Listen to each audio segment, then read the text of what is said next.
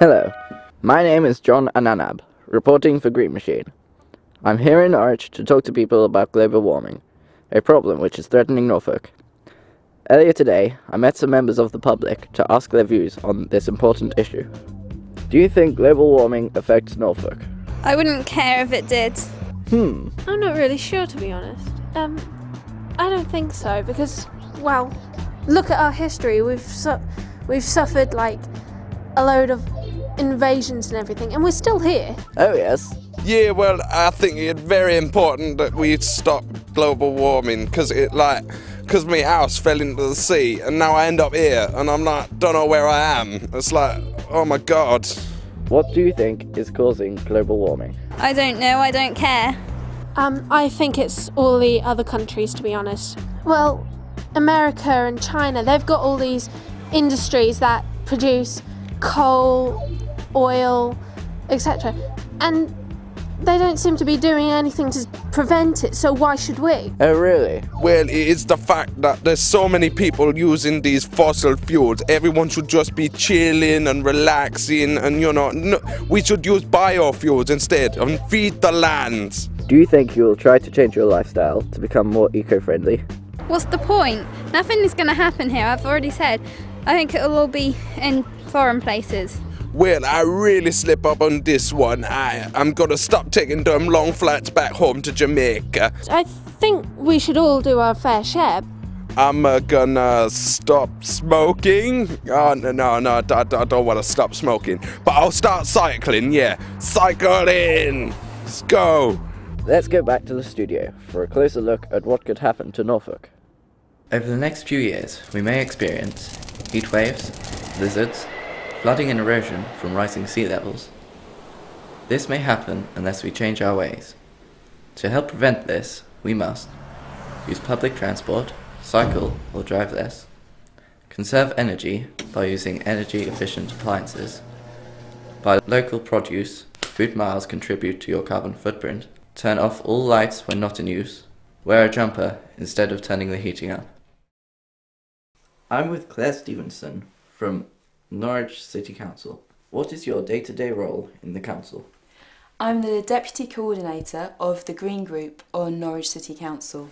That means I'm an opposition councillor and a ward councillor, so I have to talk to lots of residents who live in my ward who have lots of problems and interesting things for me to contact the council about, and I have to try to make the council solve some of those problems.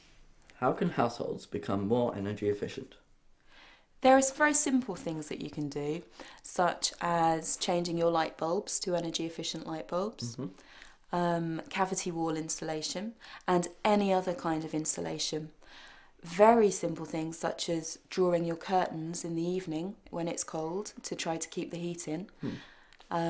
Think about whether you want carpets in your house for insulation, and so on. If you can turn down the thermostat on your central heating system by 1 or 2 degrees, that over the year will save quite a lot of energy, and also it saves you money. So very often by living a green lifestyle you do save money as well, so that's definitely something to think about. What advice would you give people who try to reduce the environmental impact of transport? People could try to live close to where they work or work close to where they live, but that's not always practical. Take a bus if you can, cycle if you can, and if not, perhaps a car share system is a good way of going. So you don't have just one person in the car.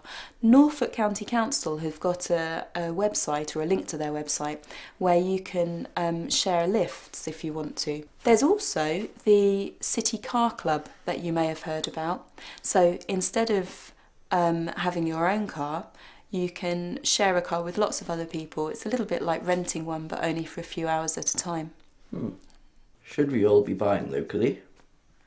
Yes, it's a brilliant idea to buy everything, or as much as you can, as locally as possible. If you're buying food, such as fruit or vegetables, as far as possible, the idea of local is within a 35-mile radius of where you are. Lots of farmers markets are available to buy that sort of food from, and lots of things are produced in Norfolk. If you buy things locally, then a lot of the money that you spend goes back into the local economy, and then it gets spent again in your area. When you buy a product, you want it to be grown as close to you as possible to stop lots of planes being used just to transport food. It seems a bit silly really that you've bought something which was grown, say, in Thailand, which could have been grown in England, because all of those extra air miles have been used, which increases the amount of carbon dioxide that has been released. What is the zero waste strategy? Zero waste is an idea where you don't have to throw anything away. Nothing has to go to landfill because everything actually has a use. And instead of looking at things as rubbish, you can look at them as resources. One way of having a zero waste strategy would be to have a resource recovery park, which is something that Green councillors have been wanting in Norwich for a few years. At a resource recovery park, people would take their rubbish there, and then anything that could be used again could be sold. And you could have people working there. For example, a carpenter could have a little business at the resource recovery park, and they could take anything that was made of wood which was broken. Then they could mend it and they could sell it as a new item. So, are there any places in Norwich where we can take our rubbish? At the moment, you can take your rubbish to the recycling centre at Swanton Road. But what happens there is the rubbish either gets recycled, which means it gets sent off to lots of different places all over the world, unfortunately, or some of it does actually end up in landfill, the things that you can't do anything else with. So will you change your lifestyle? This has been John Annanab for Green Machine in Norwich.